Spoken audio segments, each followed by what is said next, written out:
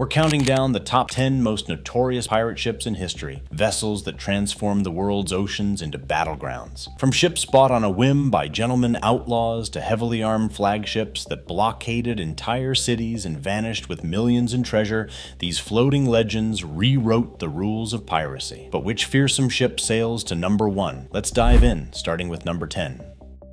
In 1717, Stede Bonnet, a wealthy landowner and family man from Barbados, made an audacious decision. Instead of stealing a ship like every other pirate, he simply bought one, a sleek 10-gun sloop he named the Revenge. Bonnet hired 70 men, offering regular wages straight from his own fortune. His polished manners and silk waistcoats earned him the nickname the Gentleman Pirate, but his command was a disaster from the start. Bonnet's lack of seamanship forced him to rely on his crew, and soon he was teaming up with legends like Blackbeard. His brief, chaotic career ended at the gallows in 1718. Proof that piracy wasn't always born from hardship or desperation. In 1577, a galleon called the Golden Hind slipped out of Plymouth under the command of Francis Drake. Officially, Drake sailed for exploration, but his real mission was to raid Spanish treasure across the Pacific. The ship, originally named Pelican, was renamed mid-voyage to honor a powerful English patron. Over 3 years, the Golden Hind became the first English vessel to circle the globe, returning to London in 1580 so loaded with Spanish gold that it dazzled onlookers. For 70 years, the ship stood on public display, a floating trophy of English daring, and a lingering insult to Spain, who saw Drake as the world's most notorious pirate. In 1670, Henry Morgan's flagship, the Satisfaction, led a brutal assault on Panama City. Morgan's men stormed the city walls, torching buildings and torturing prisoners in the hunt for Spanish treasure. But as the fleet withdrew, Satisfaction ran hard aground on Lajas Reef near the mouth of the Chagres River. The ship was lost to the currents, its wreckage hidden for centuries. Modern divers have recovered swords, pistols, and Spanish coins from the site, hard proof of Morgan's violent campaign. Years later, Morgan traded piracy for power, becoming Lieutenant Governor of Jamaica, but the Satisfaction's bones still rest beneath the Caribbean surf. Adventure Galley was no ordinary pirate ship. Launched in 1696, this 284-ton hybrid carried 34 cannons and a bank of 46 oars, built for speed when the wind died and power when it blew.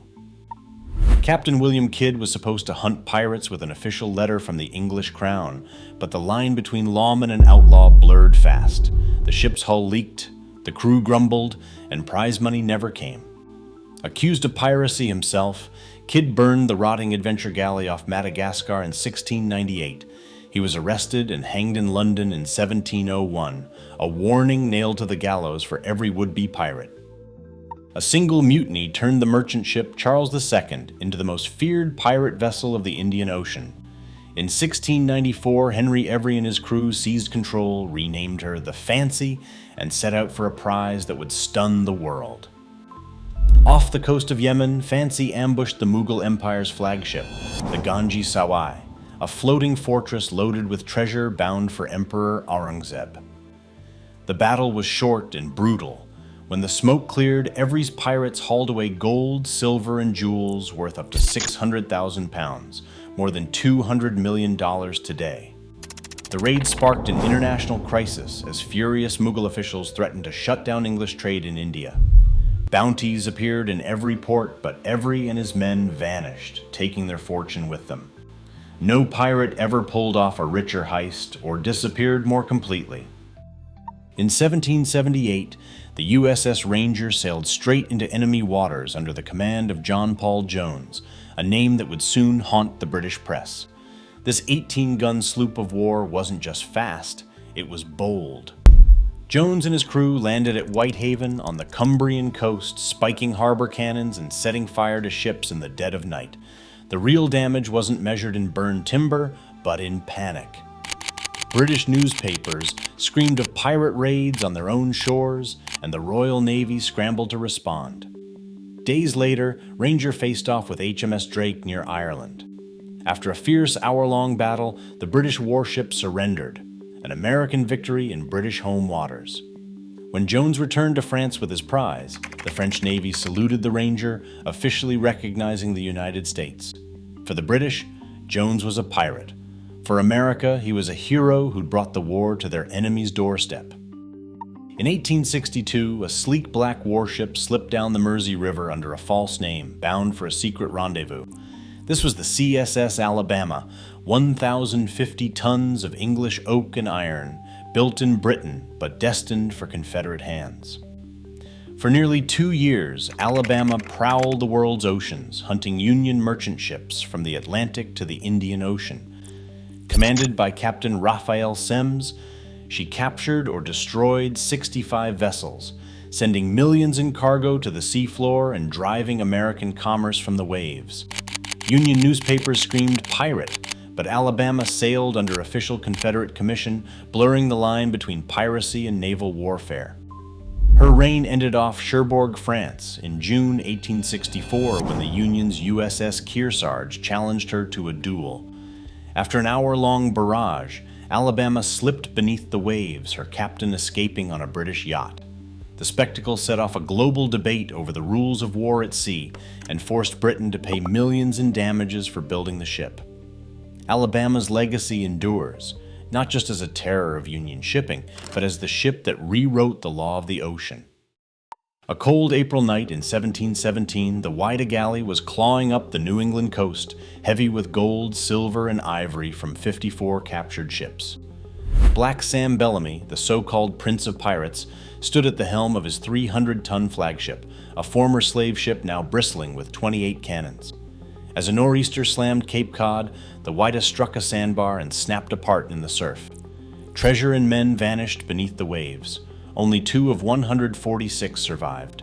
Among the lost was John King, a boy no older than 11. For centuries, the Whydah's haul, worth over $120 million today, slept under shifting sand. Then in 1984, Barry Clifford's team uncovered the wreck just 1,500 feet offshore. The ship's bell, inscribed the Whydah Galley 1716, silenced all doubts. More than 200,000 artifacts have surfaced since. Coins, pistols, African beads, a pirate world frozen in time and finally undeniably real. Bartholomew Roberts, better known as Black Bart, commanded terror on a scale no pirate matched before or since. His flagship, the Royal Fortune, was no battered sloop. It was a captured French warship bristling with up to 52 cannons and a crew of nearly 200 hardened men. Roberts wasn't just a master of violence. He brought order to the chaos of piracy, drafting a strict pirate code that laid out rules for voting, discipline, and even medical care.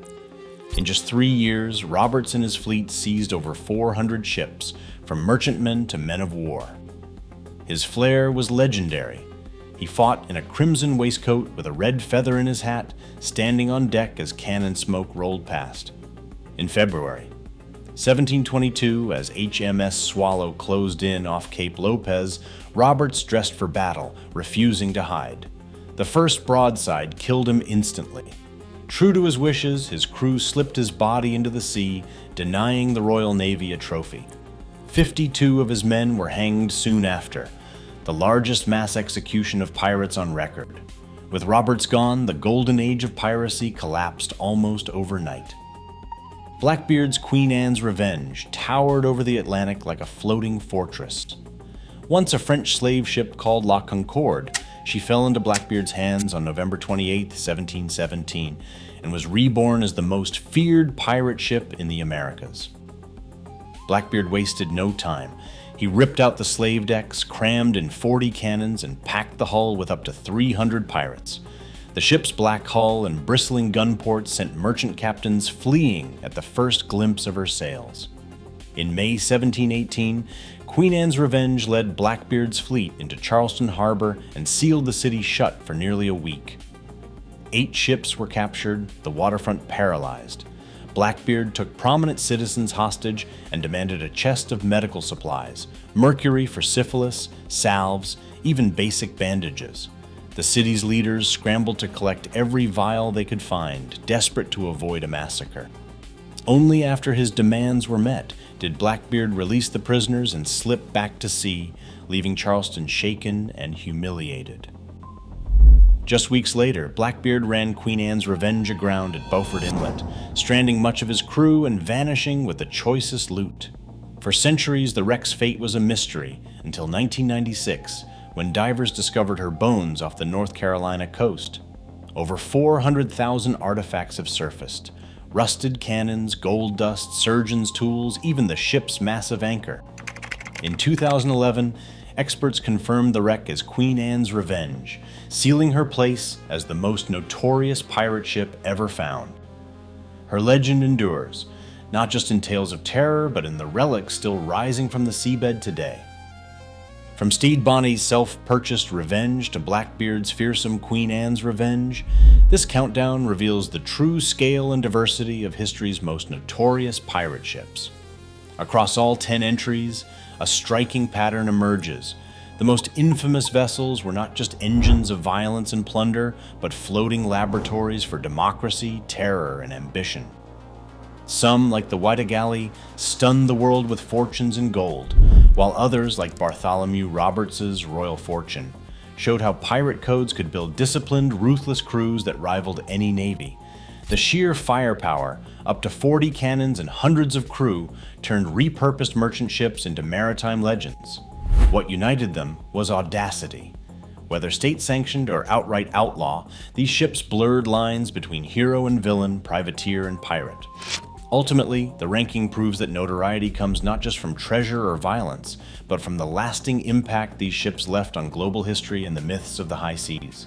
Their tales continue to surface, sometimes literally, reminding us that the era of piracy was as much about innovation and spectacle as it was about crime.